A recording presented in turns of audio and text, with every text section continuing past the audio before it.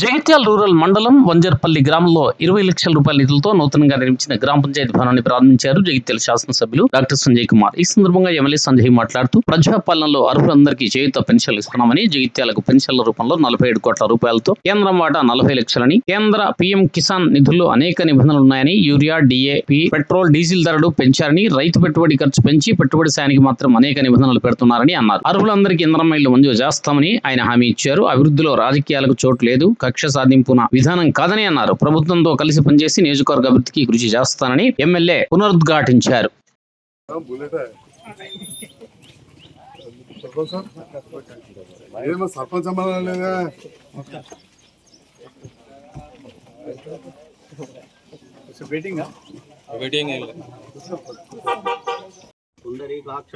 అవాహ్యపంతర శుచిహం కల్శోదకేన పూజా ద్రవ్యాని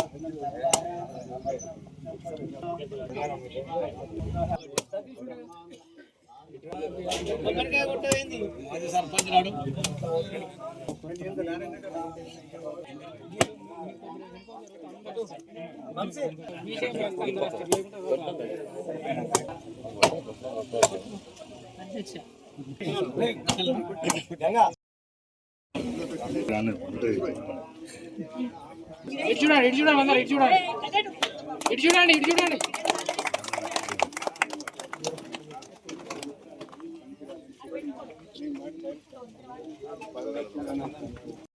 बसा बैठी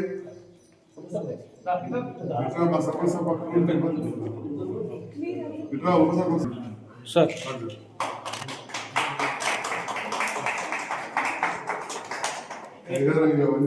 ఇవన్నీ కట్ చేస్తున్నారు.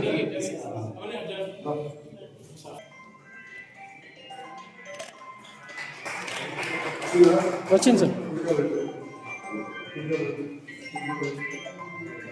ఫోన్ ఎవరు సార్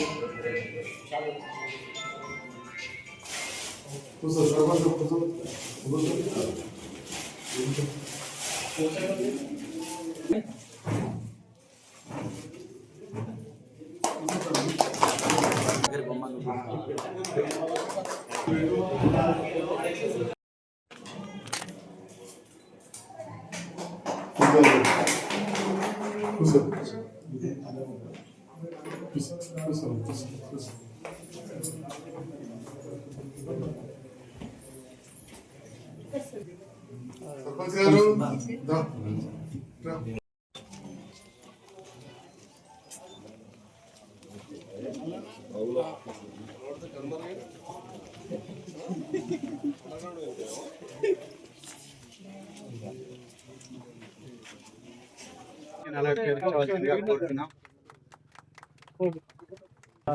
రామాదేవి గారిని, మన తహసీల్దార్ గారు, ముఖ్యంగా గ్రామ సర్పంచ్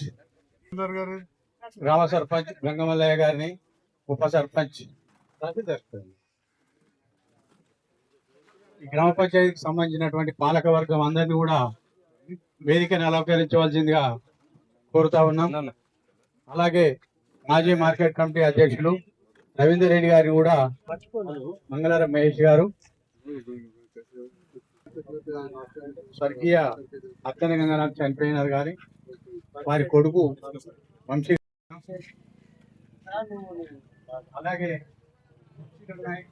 దయచేసి అతిథులందరూ కొంచెం అతిథులకు మనం ముఖ్యంగా వంజర్పల్లి గ్రామస్తులకు శుభాకాంక్షలు తెలియజేస్తున్న గ్రామ పంచాయతీ బిల్డింగ్ వేస్తుంది. మరి వంజర్పల్లి మొదటి నుంచి కూడా నర్సింగాపూర్కి హ్యామ్లెట్గా ఉండింది. ఏదున్నా మంచున్నా చెడున్నా సెక్రటరీ కావాలన్నా పాలన కావాలంటే నర్సింగాపురం పోదురు దగ్గరనే ఉంటాయి.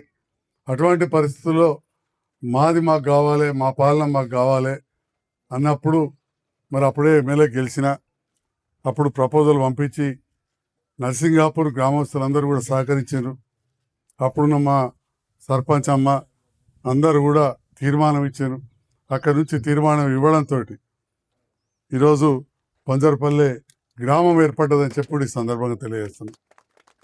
వంజరపల్లె గ్రామంతో నాకు ఎమ్మెల్యేగా ఎంతనో, డాక్టర్గా, అదేవిధంగా అంతర్గామ బిడ్డగా బాగా తెలుసు. ఎందుకంటే మీ కుటుంబాలకు బాగా అనుబంధం అంతర్గామ చాలా మంది వాళ్ళకు. మరి ఈరోజు ఈ కార్యక్రమం చేస్తున్న సందర్భంలో ఇంకా కొన్ని విషయాలు అడిగాను. మొన్న ఈ సర్పంచ్ గారు వచ్చే కంటే ముందు మధ్యలో కొద్దిగా గ్యాప్ ఉన్నప్పుడు మన మిత్రులు మల్లారెడ్డి గారి సహకారంతో అప్పుడు కొన్ని మంజూరు చేసి రోడ్డు మరియు ఈ డ్రైన్ మోరు ఇదంతా కూడా కట్టినాం. ఆ తర్వాత కొత్తగా సర్పంచ్ అయ్యారు, కొన్ని పైసలు మంజూరు చేసాం. కానీ ఇప్పుడే ఏ సాబ్ చెప్తుండే అక్కడ కొద్దిగా రోడ్ వేసే కాడ చిన్న సమస్య ఉందని. సర్పంచ్ గంగమల్లయ్య గారు వేరే కాడ రోడ్ వేద్దామని అంటున్నారు. తప్పకుండా ఆ రోడ్లకు మంజూరు చేయిస్తా అని చెప్పి ఈ సందర్భంగా తెలియజేస్తాం. ఏదైనా కానీ అన్ని ఒక్కసారి కావు. ఈ ఊరు ఎప్పుడో పుట్టిన ఊరు, ఓటని కోటి అయితేనే ఉంటాయి. మరి ముఖ్యమైన వాళ్ళలో బీట్ కోసం మరి జాగా అడుగుతున్నారు. నేను గౌరవ తహసీల్దార్ గారిని కోరుతా ఉన్నా, ఎక్కడన్నా రెవెన్యూ అంటే ఉన్నాయి నాకు తెలుసు. మళ్ళా ఇది వరకు పట్టాలు ఇచ్చిండ్రు, కొట్లాటలు, ఇక నాకు కొద్దిగా అంత ఐడియా ఉన్నది. ఎవరిని నేను ఎక్కువ లోపతుకోలే. సమస్యలు లేని మళ్ళీ పంచాయతీ పుట్టని ఏదైనా జాగా ఉంటే, ఎవరైనా కబ్జాలు ఉంటే అట్లాంటి జాగా ఏదైనా చూడాల్సిందిగా నేను గౌరవ తహసీల్దార్ గారిని మీ అందరి సమక్షంలో కోరుతున్నా. సోదరులు అడిగినారు మరి గొర్రెలకు షెడ్ల విషయంలో అని చెప్పి, మరి ఈజీఎస్లో ఏదైనా అవకాశం ఉన్నా కానీ దేంట్లో ఉన్నా కానీ చూడాల్సిందిగా నేను గౌరవ ఎంపీడీఓ గారిని కోరుతా ఉన్నా. మరి మన ఎంపీఓ గారు, సెక్రటరీ గారు ఈ గ్రామ అభివృద్ధికి నిరంతరం కృషి చేస్తున్నారు. గౌరవ ముఖ్యమంత్రి రేవంత్ రెడ్డి గారి నేతృత్వంలో ఈ ప్రజాపాలన, మరి ఈ ప్రజాపాలన మీరు అందరూ కూడా చూస్తూ ఉన్నారు.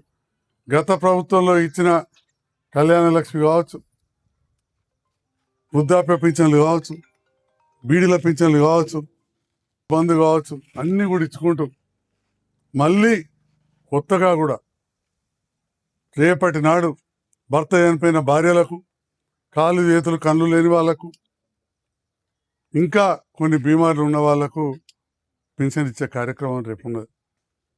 అట్లనే గౌరవ ముఖ్యమంత్రి గారు అన్నమాట ప్రకారం కొంత ఇబ్బంది ఉన్నా, కొంత లేట్ అయినా ఎకరానికి 5,000 ఇచ్చేదాన్ని 6,000 చేసిండ్రు. ఇక నిరంతరం ఈ ప్రక్రియ సాగుతుందని చెప్పి ఈ సందర్భంగా తెలియజేస్తా ఉన్నాను. ఎందుకంటే అంతకుముందు కూడా నేను రాజకీయాలకు వచ్చి 12 ఏళ్ళు అయింది. తెలంగాణ వచ్చినాక కేసీఆర్ గారు ముఖ్యమంత్రి అయినాక 4 సంవత్సరాల తర్వాత రైతు బంధు చాలైంది. ఏది కూడా ఒకటేసారి కాదు.